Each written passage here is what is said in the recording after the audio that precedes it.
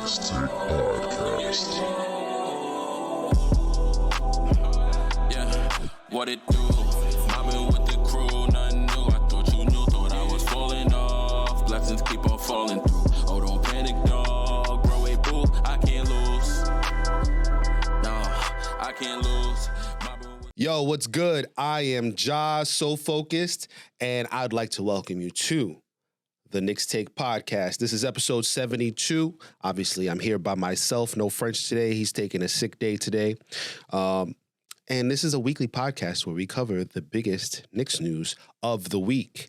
Make sure to follow us on Facebook, Instagram, TikTok, and Twitter/X by searching for The Knicks Take. Also, make sure you check out the website, knickstake.com. And if you like what you hear, love what you're watching, love the podcast, please subscribe to us on the platform that you're watching it or listening to us on. Click that thumbs up button if you're watching us on YouTube. And most importantly, make sure you share with your friends, family, and any Knicks fans that you guys might know out there. So, my brother would normally say, and now the show. This week, I'm going to try and do something a little bit differently. Try and do less with past games. Just give you my overall impressions of the games as opposed to doing a full recap. And this week we are going to cover we're going to do recaps of the Knicks versus the Memphis Grizzlies, the Knicks versus the Orlando Magic, the Knicks game against the Houston Rockets, the Knicks game against the Washington Wizards, and a fifth game, the Knicks versus the Toronto Raptors, where I was able to actually attend that game yesterday. And we're going to also go over the Knicks topic of the week, where I ask, have the Knicks been too patient in making a move? Clearly, the Knicks are in need of some additional offensive creation. We talked about that in the last episode of the Knicks Take Podcast. And I'm wondering out loud in front of you guys, maybe we are being a little too patient. Maybe we are trying to hold on to things in hopes that we won't have to pay too much to get the exact thing that we need. And there is a certain risk when it comes to that.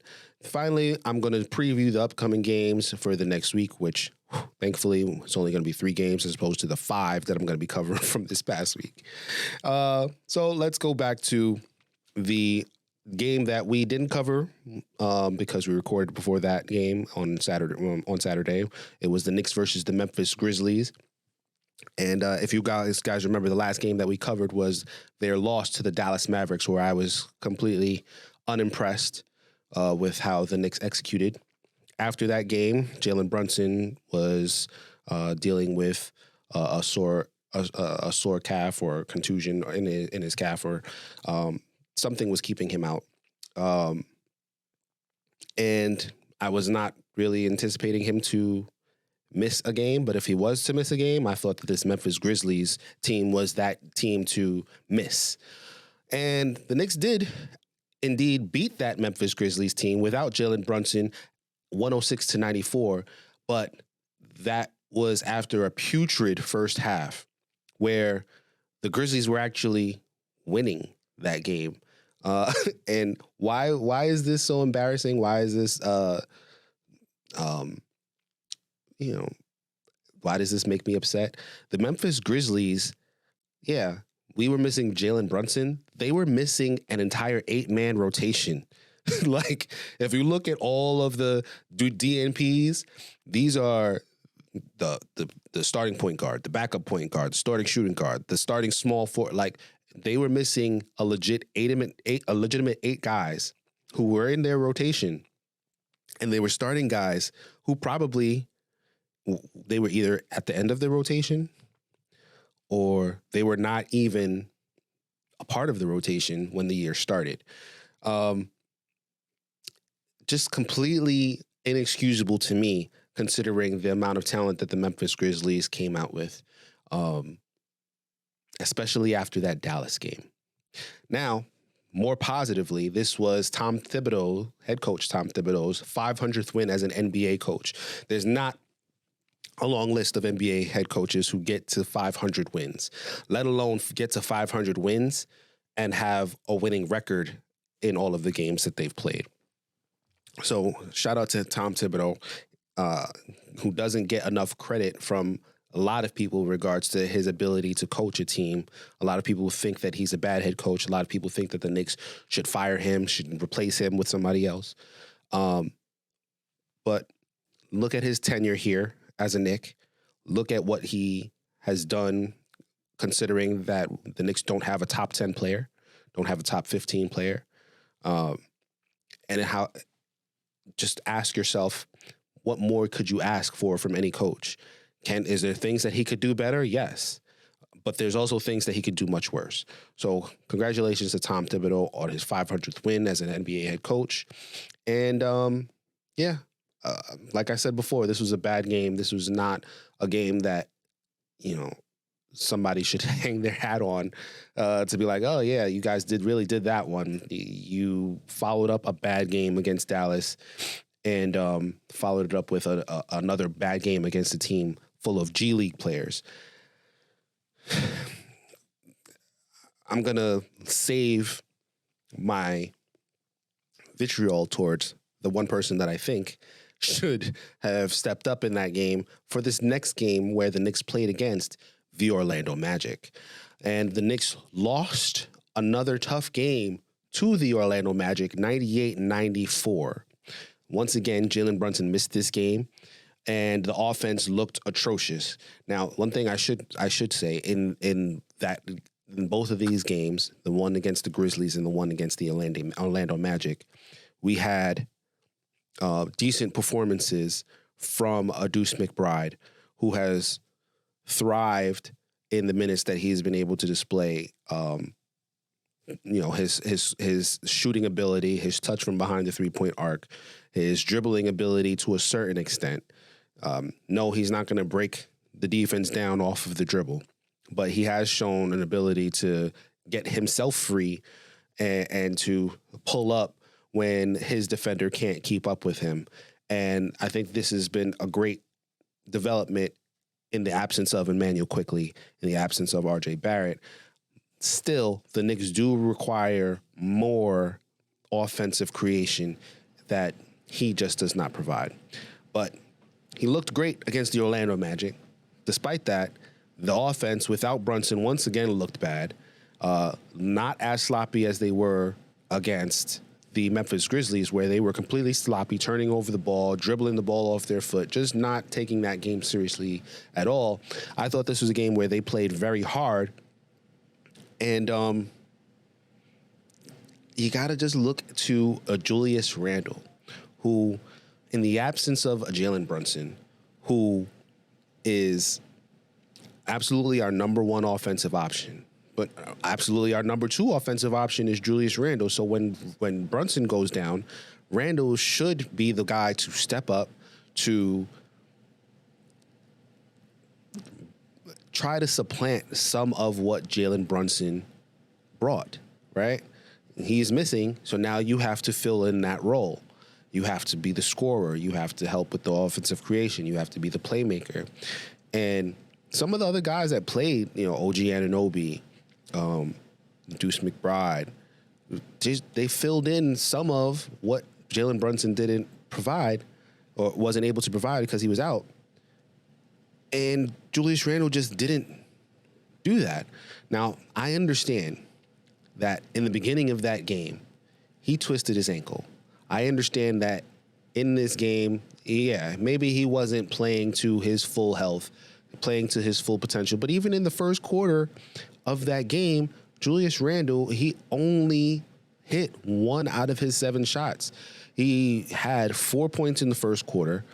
So it was never going to, it did not seem like from Jump Street, regardless of whether he turned his ankle or not, that Julius Randle came into this game looking to provide his team what they needed to get a victory.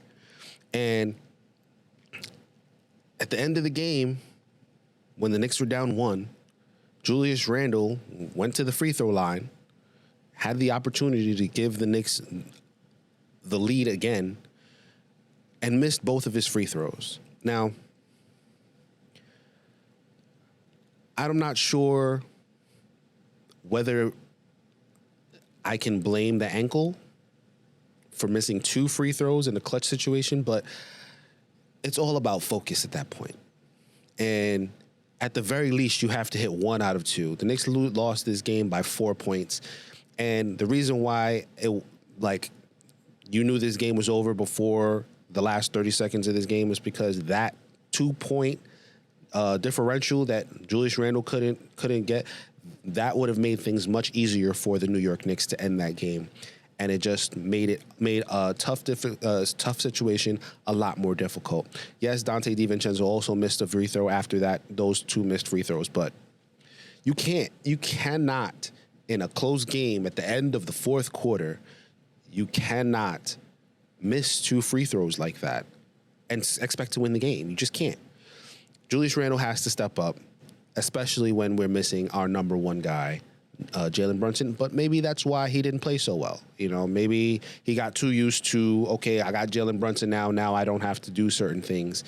I can't go back to old Julius where he was the number 1 option on this team and he was the best player on this team. But maybe he can only look good when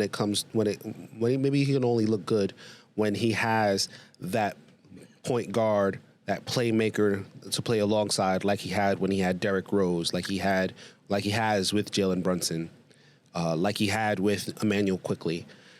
Maybe he's just not effective when he has to be the number 1 playmaker and scorer on this team. And that's something that we kind of have to consider going into this trade deadline. Next up, the New York Knicks faced off against the Houston Rockets in a game where both Jalen Brunson did return for this game, and Julius Randle dropped 30 points in a victory over the Houston Rockets, 109-94. The Knicks really just executed on all cylinders in all categories. Hartenstein and OG Anunoby locked up the Rookie of the Year candidate, Alperen Sengun, and held him to 18 points, much to my chagrin because I actually had Alperen Sengun scoring a lot more in this game, and Anyway, not a good night for me when on my Prize Picks selections that day, but it was a good day for the New York Knicks. It was an amazing job dominating a team that they're not a great team, they're not a good team, they're slightly below 500, but they're good for what they are. They have a very bad road record, and if they didn't have a very bad road record, that team would be right in the playoff hunt with everybody else.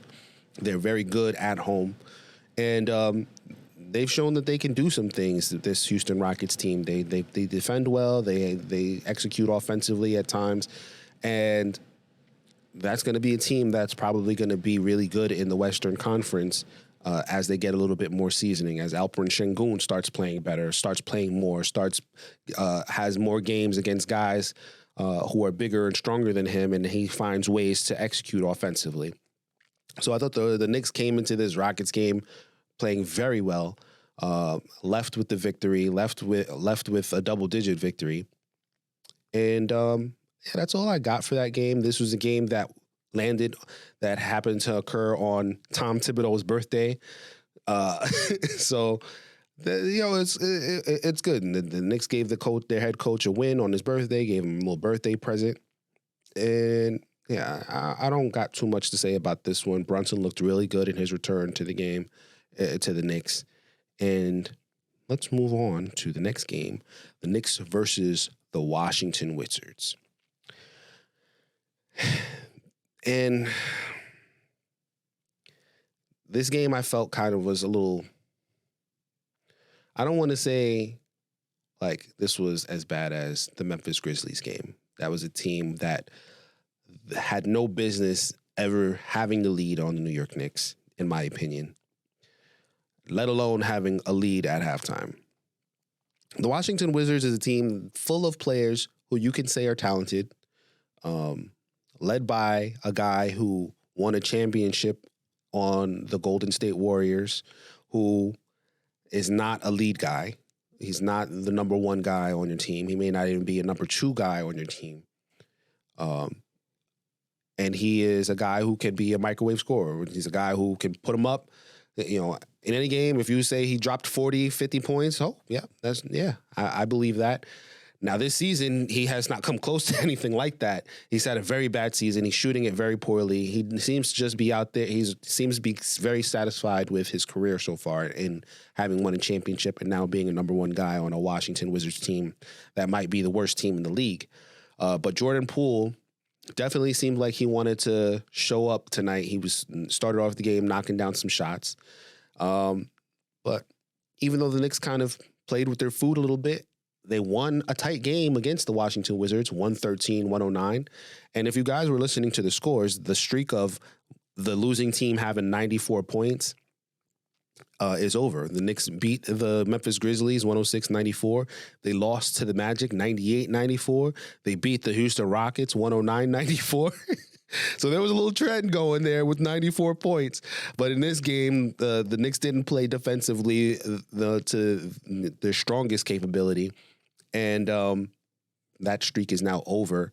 The defense could have been a little bit better. But Jalen Brunson made sure that the Knicks were not going to lose this game. And how did he do that? By dropping 41 points on this Washington Wizards team, who recently acquired Marvin Bagley, who played very well. Like, he was good defensively. He had some tough, he got to the rim and he dunked the ball and he did a lot of things that gave us problems. But outside of Marvin Bagley and Jordan Poole's early offensive execution, the Knicks were always clearly the better team. You just have to worry about those stretches, those spurts where Jalen Brunson and Julius Randle are not on the court, because the offensive creation on the second unit, not great. Not great at all.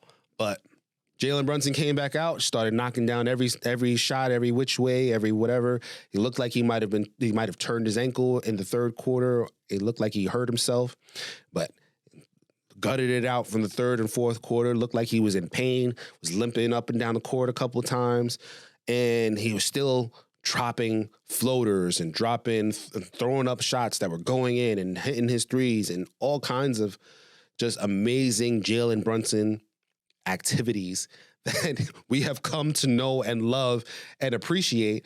And there is no reason why he should not be number 2 in the All-Star ballot. So yesterday, I believe, was the last day for All-Star votes. Hopefully you guys did your due diligence, especially after this 41-point Jalen Brunson game, and voted him in, because I don't really think that there is another guard outside of him and Tyrese Halliburton who should be an all-star starter in the Eastern Conference. Jalen Brunson has been better than Damian Lillard. Yes, I said it.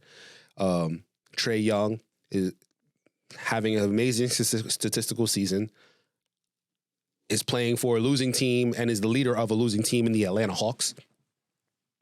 And the only guy who you might be able to say, okay, I might vote him over one of these two guys, is the guy that we tried to acquire, Spider, Donovan Mitchell. He's the only guy because of what he's doing over there in Cleveland. And Cleveland currently has a better record than the New York Knicks.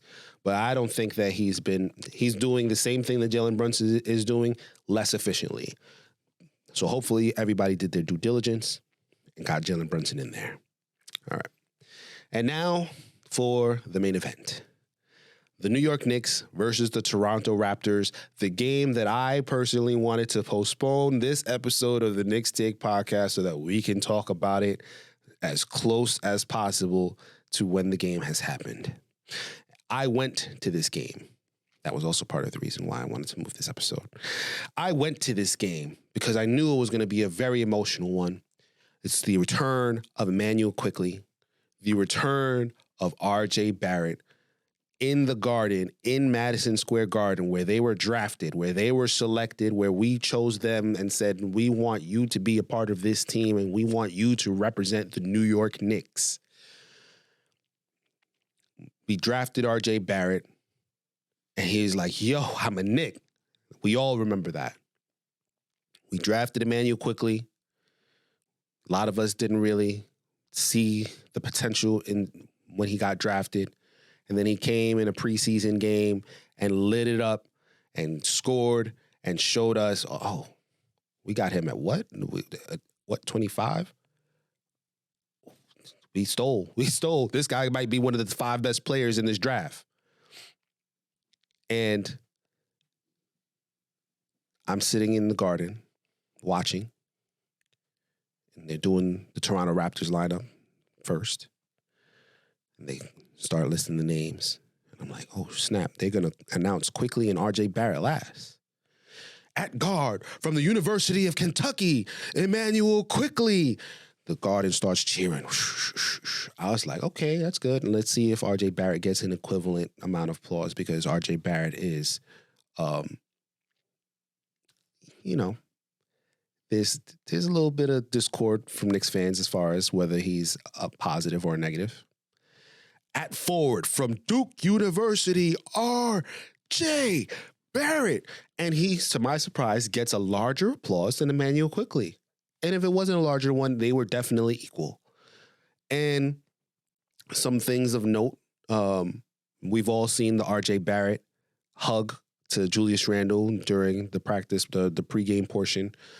After they were announced, though, what I noticed, and which I wish I would have recorded myself, was the pregame ritual that RJ Barrett and Julius Randle used to do before the game started, where they jump in the air and they give each other a 5. And I had forgotten about it until I had seen it yesterday at the Garden, and they were doing it probably for the last time as opposing members of the team. Very, very strange to see two former teammates on the same court doing a pregame ritual. It shocked me. It made me a little emotional, and I wish I had recorded it. And I haven't seen anybody else mention it at all. Probably because their pregame ritual is never really covered. But I've seen it before, and I was like, okay, they have a little rapport or whatever. And now seeing RJ Barrett in a Toronto Raptors jersey doing it with Julius Randle is like, damn, this might have been the last time we ever see this. And after an amazing opening to the game where Brunson, Emmanuel Quickly, and RJ Barrett start off the game offensively on fire, had their moments, and everybody's getting cheers, and everybody's happy, and everybody's excited.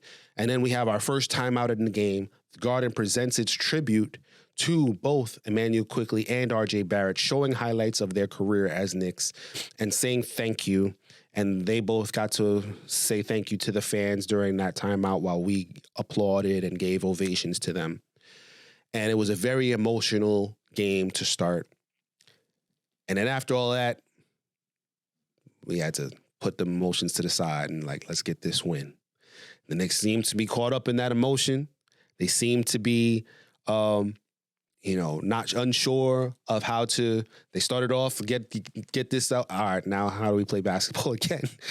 Julius Randle in particular seemed to be turning over the ball at a very decent clip. And then they figured it out. They got it together. They got over the emotions. They regained the momentum, and the New York Knicks ended up defeating the Toronto Raptors by a very large margin. And everybody went home happy. Like, at the end of the day, everybody got what they wanted. RJ Barrett scored 20 points in this game. Emmanuel Quickly, nearly had a triple-double. He assisted the ball very well. He didn't score a very large amount. He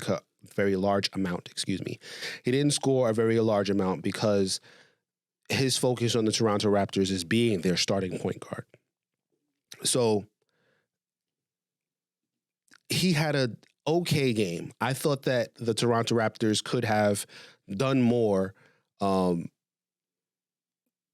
They could have done more to incorporate what Emmanuel Quickly is also good at, which is scoring, is giving you those scoring bursts. It seemed like Quickly was trying to pass the ball so that he could get open, so that he could get the ball back, so that he can score.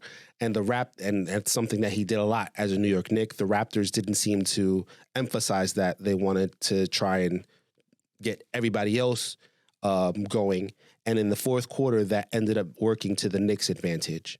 So, once again, the New York Knicks beat the Toronto Raptors 126-100. It was a 26-point victory. Julius Randle had a triple-double. Seemed to be hunting the triple-double a little bit in the third quarter, but he was very patient about it. He was very patient. He didn't turn the ball over the way he did in the first half. He seemed to just be letting plays develop so that he could get the ball to the guys who would score the basket most efficiently.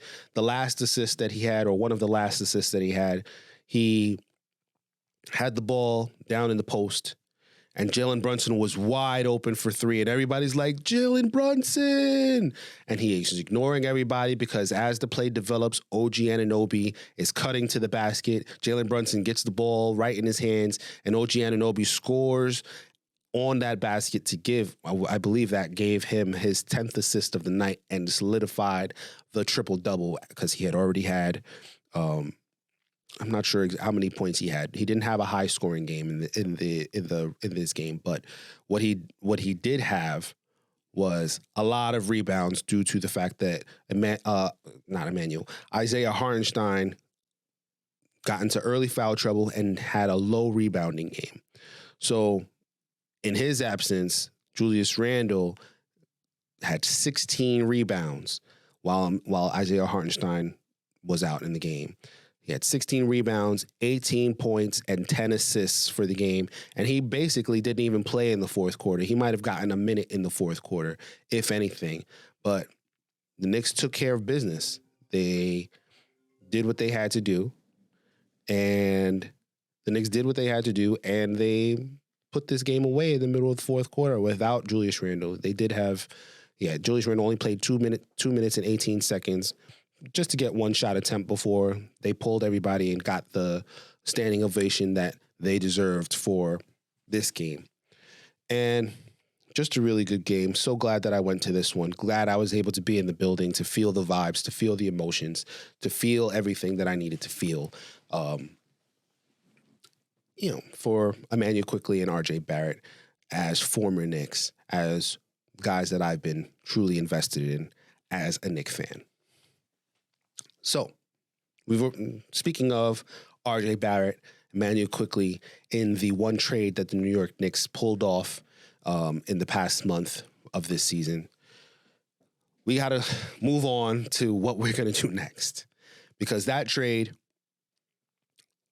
bolstered the starting lineup, gave the starting lineup exactly what it needs, especially when it comes to playoff time. Now, the starting lineup doesn't really need anything. But the team as a whole does need an additional playmaker, does need an offensive creator, does need somebody who can get the ball from the three-point line to the rim and create an advantage by either scoring at the rim or by making a pass to the three-point line or to somebody else who's open. We don't have that guy coming off of the bench. All of our offensive creators are in the starting lineup. And we need somebody to run the offense, especially if a Jalen Brunson goes down. Last week I said Dejounte Murray or Malcolm Brogdon. And since then, Dejounte Murray has hit 2 back-to-back game winners for the Atlanta Hawks. The Hawks are winners of 6 out of their last 10 games. If they keep going on this stretch, there's a possibility that they will be in the play-in and could be a threat in the playoffs. Malcolm Brogdon also recently dropped 30 points, 7 rebounds, 6 assists with 1 steal and 1 block in a win over the Pacers. It is the second straight win with Brogdon as the starter for the Trailblazers. Listen, the New York Knicks cannot afford to not cannot afford to just leave this roster the way it is. Can they leave the roster the way it is and still have a winning record for the rest of this season and still end up a top 5 seed in the playoffs? Yeah, 100%. But it's not about making the playoffs for this team. This team needs to improve its talent and improve its roster so that they can make a legitimate, scary push for the conference finals. I don't expect anything that the Knicks are going to do before this trade deadline to make the New York Knicks an Eastern Conference final contender. But they definitely cannot make it past the second round if they don't have a guy that they could put on the court besides Jalen Brunson to create advantages. Can't rely on Julius Randle. We've seen it. We've seen 2 game sample size of Julius Randle on the court with no Jalen Brunson, and it looked ugly. And waiting, which the Knicks, to their credit, they're waiting to try and not make a bad deal. If they wait till the trade deadline, you're risking either overpaying or not getting anybody at all, because the price of the brick probably just went up for these guys, right? We've already heard, oh, yeah, Atlanta's asking for too much for Dejounte Murray.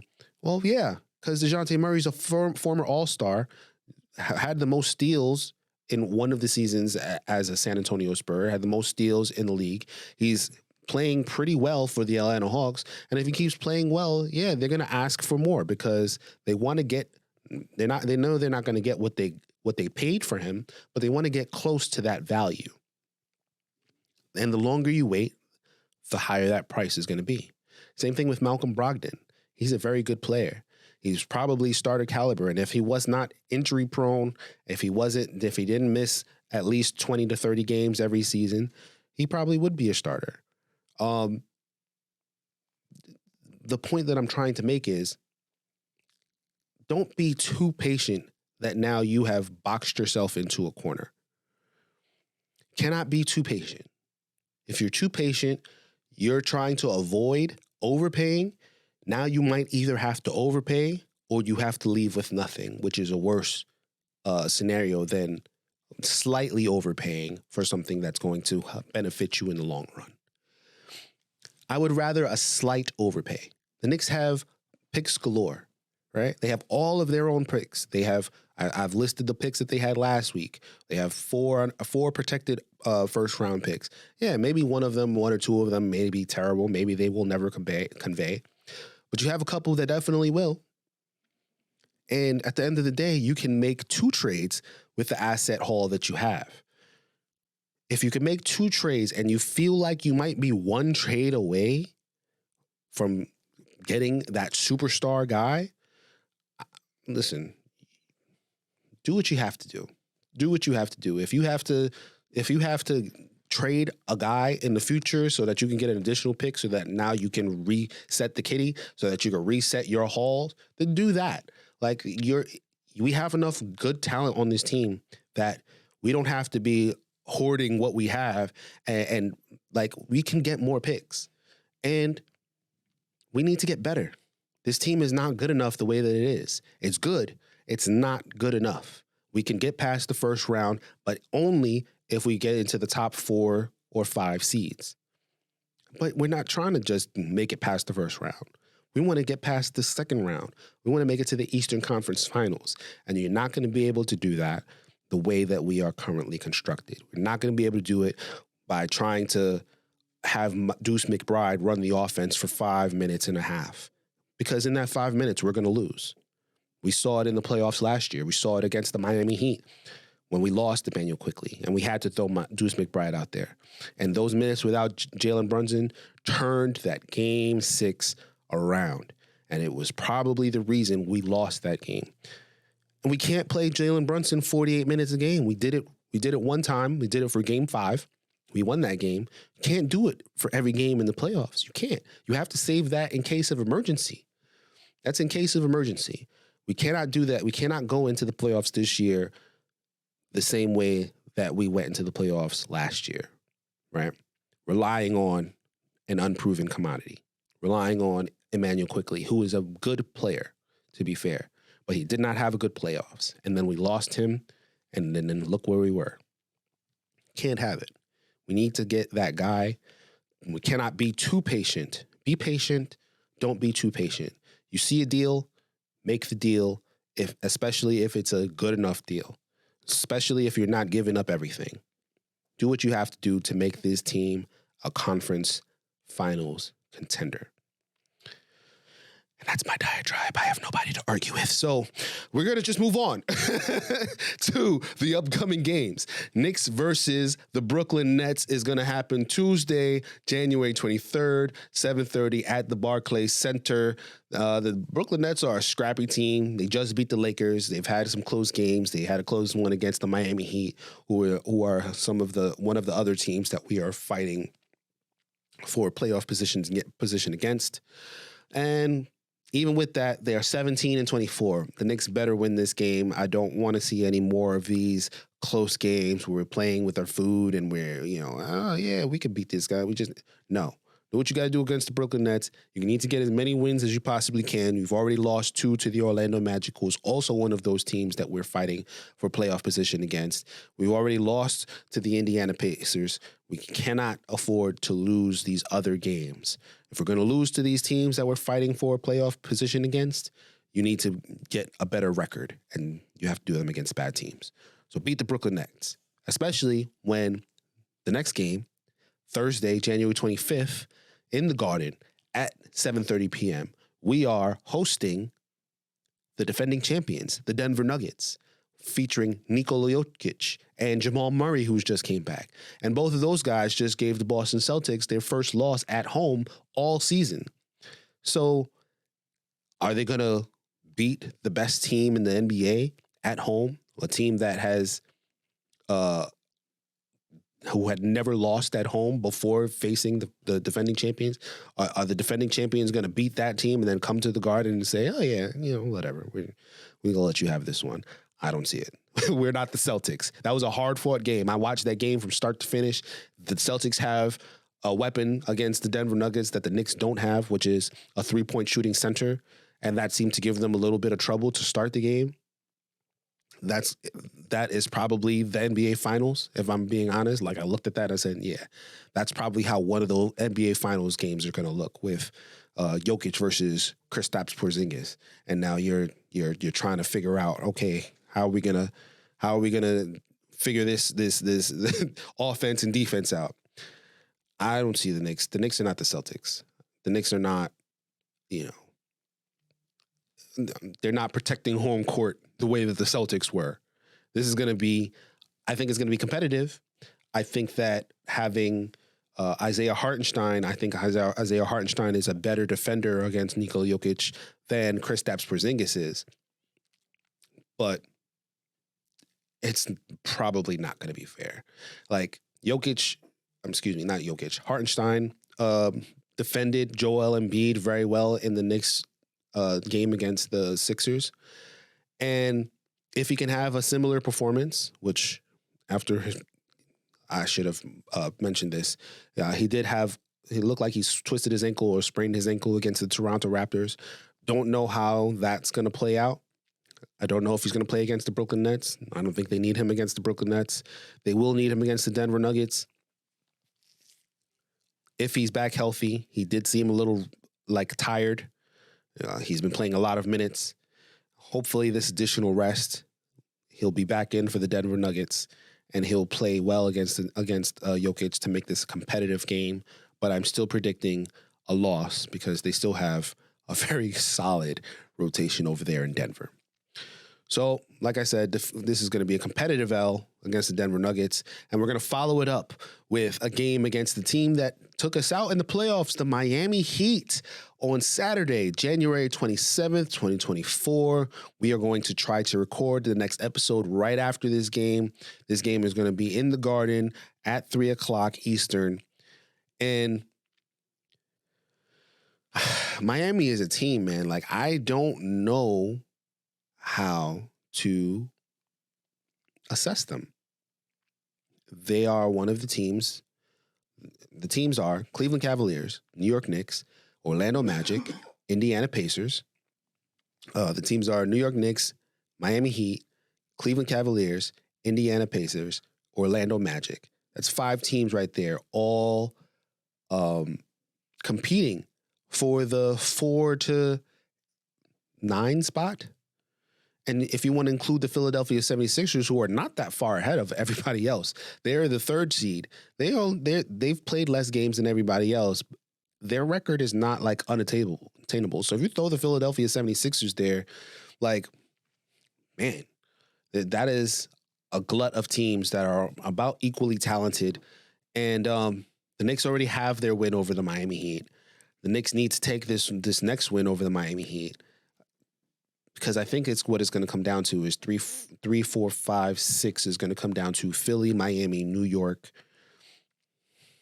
Philly, Miami, New York, Cleveland. That's what I think it's going to come down to. And we have our wins over Cleveland. We have a win over Miami. We have a win over Philly. I think the Knicks need to take advantage of that. And then their losses to Orlando and Indiana are not going to matter. So it's going to be a noon game or a 3 o'clock game, early afternoon. We know how the Knicks are when the early afternoon games. I'm hesitant, but I'm going to call this one a win for the Knicks, excuse me. I'm going to call this a win for the Knicks against the Miami Heat. I think OG Anunoby makes a difference. I think Jalen Brunson is playing the way he was in the playoffs against the Miami Heat. And if we're playing them 40 minutes against the Heat, I think the Knicks have a good chance to win, especially if Julius Randle is playing well. RJ Barrett usually is the guy to take advantage of the Tyler Hero defensive matchup. He loves those Tyler Hero matchups. We don't have RJ Barrett anymore. We don't have Emmanuel Quickley anymore. Somebody has to step up besides those two. And I think that they will. Bam Adebayo has been playing out of his mind. He's probably, I shouldn't even say probably, he's definitely going to be an all-star. He has a better case than Julius Randle, in my opinion, for all-star this year. Got to find a way to slow him down. They're definitely going to put OG Anunoby on Jimmy Butler, because Tom Thibodeau is scared of that man, as he should be. And Isaiah Hartenstein is going to have to do what he has to do against Bam Adebayo. Julius Randle's got to step up. And that's basically what it's going to have to be. And that's my preview of the Miami Heat game. So, once again, guys, please make sure you like, subscribe, comment. We would like some more comments. Apparently, nobody likes free things because we're not getting the 10 comments that I asked for. So please, guys, comment. Family members, uncles, aunts, all of you guys feel free to comment too. Let's get this thing popping. Let's get this thing rolling. All right. We appreciate you. We love you. And we just want to feel a little bit more support from you guys. Makes us feel good. It'll probably make you feel good. And we're getting bigger. We're getting bigger. I'm seeing the views go up. I'm seeing the subscribers go up. Like, let's keep that going. Let's keep that moving. Let's just build. Let's do more. Let's make this an exponentially successful podcast. And when it comes to those things, yeah, that's what I got. So appreciate you guys. Sorry that French couldn't be here, but he'll be here next week. And with that said, we'd like to bid you adieu. Thank you for listening to the Knicks Take podcast. Peace out, y'all. The Knicks Take podcast. Yeah, what it do? Mobbing with